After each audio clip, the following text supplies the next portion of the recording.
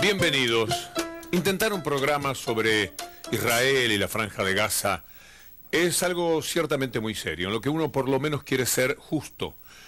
Y cuando preparábamos los materiales de este programa, nos encontramos con que cada uno de ellos, los referidos a la desproporción de las fuerzas, a cuántos mueren de un lado y de otro, a cuál es la vida que tienen en la Franja de Gaza, a cuáles son los inconvenientes que plantea ese muro cruel como todos los muros, el programa se nos inclinaba fuertemente hacia el lado de dar razón plena a Palestina. Y no era el propósito nosotros ser jueces de algo en lo que queremos es ayudar a pensar, a entender lo que allí está ocurriendo. Por eso hemos invitado a alguien muy especial, un artista muy admirado y un hombre que a través de Facebook debate permanentemente sobre este tema del conflicto entre Israel y los palestinos, que es Jorge Shusheim. Es nuestro invitado y lo vamos a tener aquí inmediatamente después de la presentación, para la que hemos apelado en bajada de línea a muchísimos países que a través de sus canales informan sobre cómo empezó el diferendo esta vez y qué es lo que le ha dado continuidad y cuáles son los padecimientos de un lado y de otro en este conflicto. Vamos a la presentación del programa y enseguida estaremos entonces con Jorge Shusheim y todo un material que seguramente será de un interés excepcional para cada uno de nuestros telespectadores.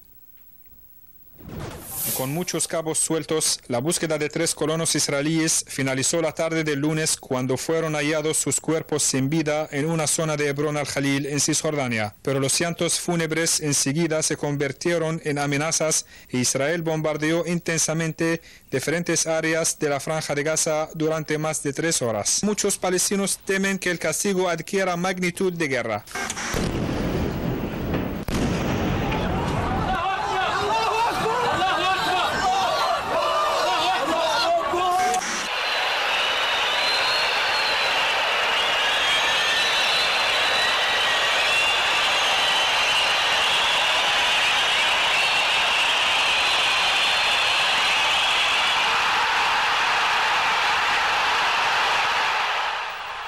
Después de 2 días de bombardeos israelíes sobre Gaza, un momento de distracción para ver la semifinal del Mundial entre Argentina y Holanda. Pero la velada se acortó brutalmente cuando un misil cayó en este café del sur de la franja, matando a 9 personas e hiriendo a 15. Los vecinos afirman que 3 miembros de la misma familia figuran entre las víctimas.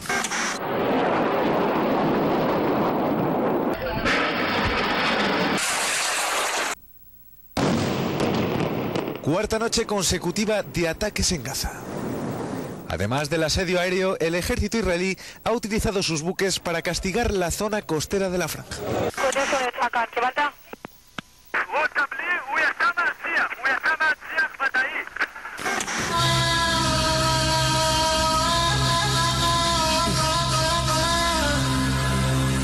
La masacre de la playa de Gaza, que cobró la vida de 4 niños jugando al fútbol, muestra la brutalidad de la ocupación. Crimen documentado por periodistas extranjeros que se encontraban cerca del lugar de la matanza. Ahed, Zakaria, Mohamed e Ismail son miembros de la misma familia. Sus risas inocentes fueron desgarradas por 2 proyectiles israelíes en la orilla del puerto de Gaza.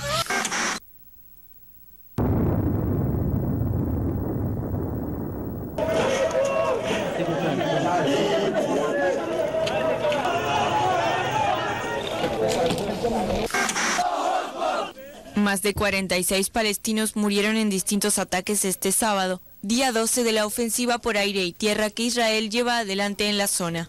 Ya son más de 340 los palestinos fallecidos, en su mayoría civiles. En el bando israelí, 2 soldados murieron el sábado en combates y un civil murió por un cohete lanzado desde Gaza. Es el segundo civil israelí muerto desde que comenzó el enfrentamiento.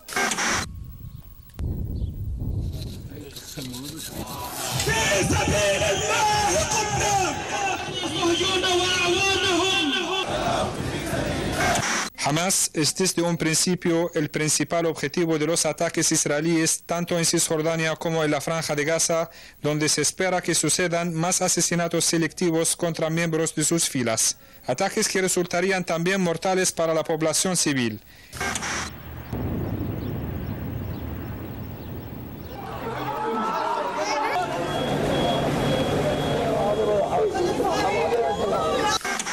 El ejército israelí advirtió a los habitantes de 2 barrios de la capital de la Franja para que se fueran de sus viviendas por su propia seguridad ante la posibilidad de nuevos bombardeos en la zona.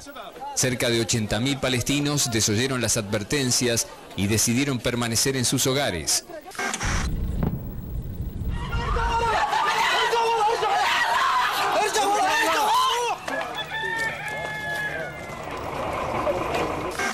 Y nosotros queremos comentarles que mientras Israel intensifica su ofensiva en Palestina, la Casa Blanca insiste en la legitimidad de los ataques y los medios de comunicación estadounidenses intentan sustentar este discurso oficial.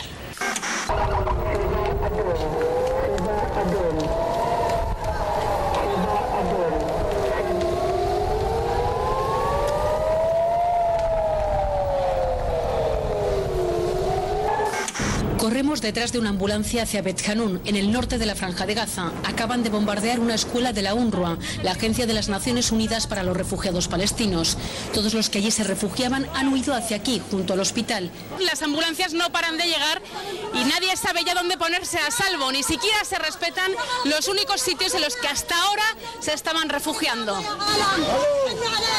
Dios es el más grande. ¿Dónde están nuestros hermanos árabes? ¿Dónde está todo el mundo? Por favor, detengan esta guerra contra nosotros. Nuestro pueblo se desangra.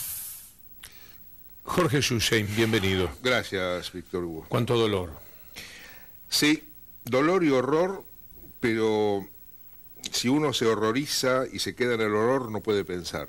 Y lo que necesitamos es pensar y entender. Pero en medio de tanta confusión es muy difícil. Bueno, esa es la tarea justamente de los intelectuales, perdonando la palabra, ¿no? Tratar de comprender, tratar de encontrar respuestas y sobre todo hacer preguntas. Ante estas imágenes, que implican mucho dolor, pero marcan ya una cierta desproporción de las posibilidades de un lado y de otro, ¿cuál es tu primera reflexión? Hay un proverbio en Yiddish que dice que tragedia es cuando las dos partes tienen razón. Y yo creo que en este caso los dos pueblos, el pueblo árabe, el pueblo judío, el pueblo palestino, el pueblo israelí, tienen razones en querer vivir en esa tierra en la cual vivieron desde hace miles de años. Pero también tragedia, se puede decir que es un problema donde ninguna de las dos partes tiene razón, y yo creo que se le puede aplicar a los dos gobiernos, al gobierno ultraderechista de Israel aliado con los religiosos y con las facciones más reaccionarias, tanto como el gobierno teocrático de Hamas, en cuyas bases fundacionales está claramente explicitado el exterminio del Estado de Israel y la muerte de todos sus habitantes. Así que bueno, son distintas maneras de ver lo que es una tragedia. En ese sentido, uno siente que entra al análisis histórico y político de la actualidad. Queremos compartir con ustedes y con Jorge Shushai este material de alguien que habla, naturalmente, con mucha autoridad sobre este tema, que es nuestro colega Pedro Brigger. Hay un viejo dicho que dice que la guerra es la continuidad de la política por otros medios. Y esto claro que se aplica a la invasión israelí de la Franja de Gaza. El gobierno de Israel sabe que no puede destruir al movimiento de resistencia islámico más conocido por su sigla Hamas. De hecho, Hamas nació a fines de la década del 80 mientras Israel ocupaba la Franja de Gaza, que comenzó la ocupación en 1967. Luego, en 2005, Israel se retiró de la Franja de Gaza, sacó a sus soldados, pero mantuvo un bloqueo sobre ese pequeño territorio de apenas 50 kilómetros de largo y 14 de ancho. Lo invadió en más de una oportunidad, lo bombardeó en más de una oportunidad y no logró destruir a Hamas. Entonces la pregunta es, ¿por qué una nueva invasión? El objetivo es político. El objetivo es mantener la división política y física entre la Franja de Gaza y Cisjordania, los dos territorios que no tienen continuidad territorial y donde los palestinos quieren construir un Estado palestino. En Cisjordania hay una autoridad nacional palestina manejada por la OLP, un sector que muchos definen como moderado hoy en día. En la Franja de Gaza gobierna Hamás, un sector islamista radical. Entre ellos hay profundas diferencias políticas, pero cuando Israel ataca la Franja de Gaza, lo que logra es que Hamás tome la delantera políticamente, porque se mantiene y resiste frente a la ocupación israelí, mientras la Autoridad Nacional Palestina se dedica al accionar diplomático. Y cuando el sector más radical se fortalece, esto lleva a que desde el gobierno israelí se diga no hay con quién negociar. En los últimos meses, los dos sectores palestinos estaban discutiendo entre ellos para la formación de un gobierno de unidad nacional. Y esto a Israel no le gustaba y decía otra vez, no hay con quién negociar.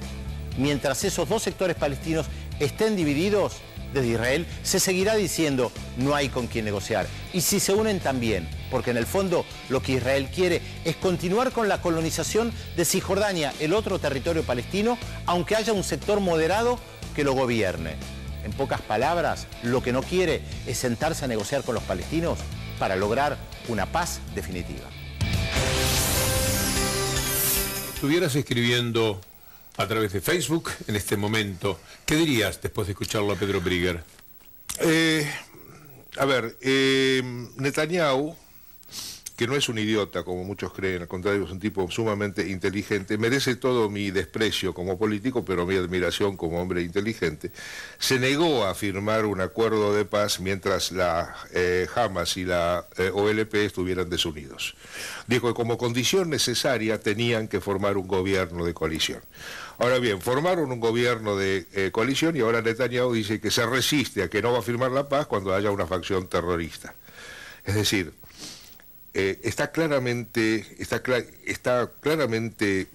expuesto que la derecha israelí no quiere la paz, pero la derecha palestina tampoco quiere la paz.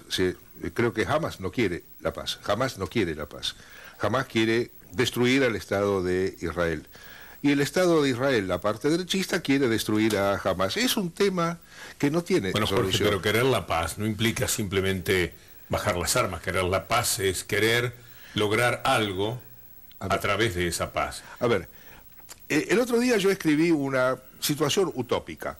Yo digo, si Israel depone las armas de un día para otro, si Hamas depone las armas de un día para otro, hay paz. Se firma la paz en 24 horas, porque Netanyahu se queda sin armas.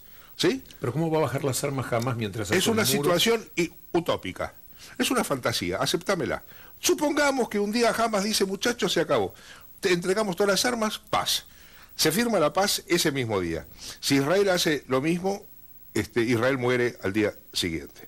O sea, creo que los objetivos son diferentes. ¿Por qué muere enseguida? Porque Hamas lo destruiría. Si es que Israel depone las armas de manera unilateral, porque en Hamas tiene en sus estatutos la destrucción del Estado y no lo ha resignado nunca, no lo va a reconocer nunca, porque son teocráticos, porque son fundamentalistas y porque hay odio. En ningún lugar de la fundación del Estado de Israel, ni en la historia judía, existen declaraciones de odio contra otros pueblos. No hay. Lo que hay son mentiras, los protocolos de los sabios de Sion y ese tipo de cosas. Del lado de Hamas existen, ese es un peligro real. Es muy difícil negociar la paz cuando los dos lados quieren lo mismo del otro. Por eso digo, creo que los pueblos quieren la paz, pero estos dos gobiernos no van a hacer la paz nunca porque se quieren destruir mutuamente. Y mientras tanto, escenas como esta que nos va a presentar Julieta Camaño seguirán repitiéndose. Entramos de a poco en el horror de la guerra. Julieta, buenas noches. Buenas noches, Víctor Hugo. ¿Cómo están ustedes? Bueno, por supuesto, así es, Víctor Hugo. Hay muchísimas escenas del horror, como esta que vivió una periodista de la CNN, Diana McNay, que estaba cubriendo las noticias desde territorio israelí, cuando fue testigo de cómo los israelíes festejaban que un misil alcanzaba a Gaza. Esto pasaba y así se mostraba esta periodista, sumamente indignada.